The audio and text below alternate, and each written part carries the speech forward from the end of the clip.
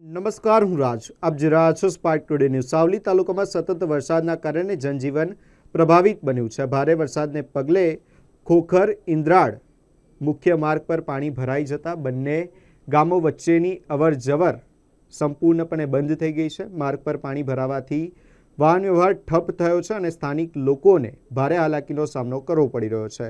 તંત્ર દ્વારા પરિસ્થિતિ પર સતત નજર રાખવામાં આવી રહી છે. સાવલી પંથકમાં વરસાદી માહોલ યથાવત રહેતા નીચાણવાળા વિસ્તારો અને માર્ગો પર પાણી ભરાવાની સમસ્યા વધુ ગંભીર બની છે.